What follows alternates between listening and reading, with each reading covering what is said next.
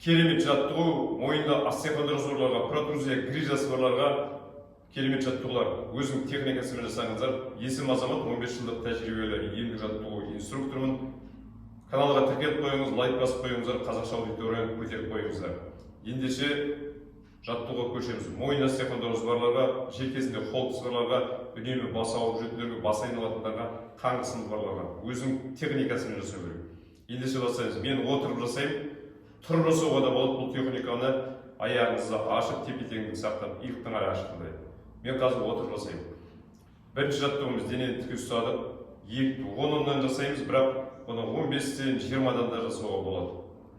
Денені тіке ұстадық, иекті тигіземін. Басымды оң жаққа бұрғанда дейімді алам, сол жақтан деп жіберемін. Сөйтіп қазір 10-10-дан жасаймыз. Денені тіке ұстадық, иегімді тигіземін, ажыратпаймын көкіректен.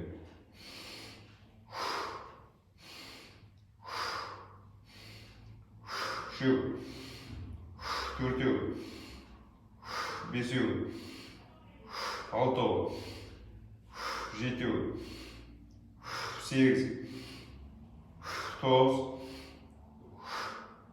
Естеріңізде болсын, бас айналуы мүмкін, ол норма. Бас айналса жайлап тоқтатасақ, ары жалғастыра бересіздер. Екінші жаттығу, қарыннан көрсетемін, сіздер көріну үшін 10-10 реттен жасаймыз. Демді аламыз және шығарамыз. Мына осылай отырдым, немесе тұрып. Демді алдым, мойынды алға шығарып, қайтадан орнына келдім. Ендеше 10 рет. 1, 2, 3, 4, 5, 6, 7, 8, 9, 10. Керемет. Келесі жаттығу өте сақтықпен жасау керек, бірақ эффекті. Техникасын жасаңыз, керемет пайдасы мол. Ол үшін қолды артқа аламыз, мен бірінші арқаны көрсетемін. Қолды бұлай артқа аламыз және. Бірінші оң қол, сосын сол қолды.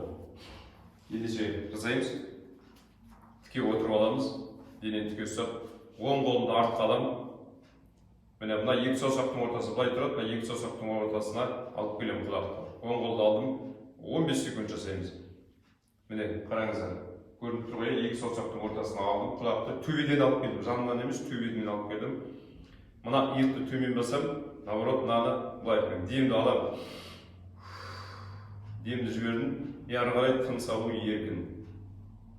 Оң иықты төмен бастым, мысалы, жайлап, плавно қайыра беремін кішкене.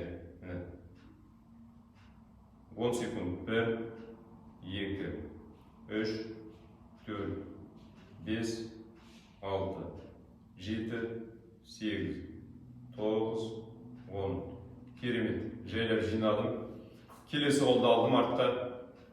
Алып келдім. Демді алдым. Дегенде диханиямен бірге түсірдім. Содан кейін дихания тыныс алу еркін. 1, 2, 3, 4, 5, 6, 7, 8, 9, 10. Керемет. Жайлап жинайым. Резкий движение жасамаймыз, жайлап. Енді 10 секунд. Денені тіке ұстап, иекті тигіземіз. Айттым, бұл жаттығуларды тұрып та жасауға болады. Иекті 10 секунд. Көкірекке тигіземіз. 1, 2, 3, 4, 5, 6, 7, 8, 9, 10. Керемет. Басты жай көтереміз. Резкий движение жасамаймыз. Келесі жаттығу. Ең соңғы жаттығу мойынның бұлшық етін шынықтыру. Осылай қырынан жатамыз. Аяқты мен осылай қойдым, аяқты бүктім өзіме қарай. Тіке жату керек. Bir қолды, үстіңгі қолды тіредім. Астыңғы қол осылай жатады. Енді вдох выдохпен демді алғанда, демді ішке тартам, дегенде көтергенде шығарым. Ендеше 10 рет. 1, 2, 3, 4, 5, 6, 7, 8, 9, 10. Керемет. Келесі жағына сізге көріну үшін осылай жатамын сіздерге қарап. Ал сіздер бұлай келесі жағына 10 оқып. Аяқты бүктім. Плотын жатып аламыз. Үстіңгі қолды тіредік. Қол осылай тұрады. 10. 1, 2, 3, 4, 5, 6, 7, 8, 9, 10. Тұрғанда жай тұрамыз.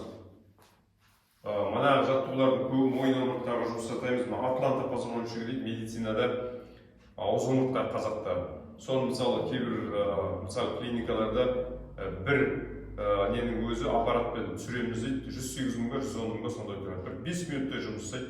Қолыңа бір қағаз ұстатады да осымен упражнение осымен түседі деп айтады. Атланта позвоночнигі орнынан түседі деп. Ал сіздер бұны үй жағдайында осыны күнделікті жасау арқылы қалыпқа келтіресіз мойын асия қондырғысын. Мойын асия қондырғысын ардым деген сөз сіздің басыңыздың ауруының проблемасын шешесіз. Кейбір адамдарда мойын асия қондырғысын құлақ шыңдай бастайды. Оларға да болады жасауға. Ендеше амандықта болайық, саулықта болайық. Лайктарыңызды аямаңыздар, комментарийлеріңізді аямаңыздар, қазақша аудиторияны көтеріп қойыңыздар. Баршаңызға денсаулық тілеймін. Аман болайық.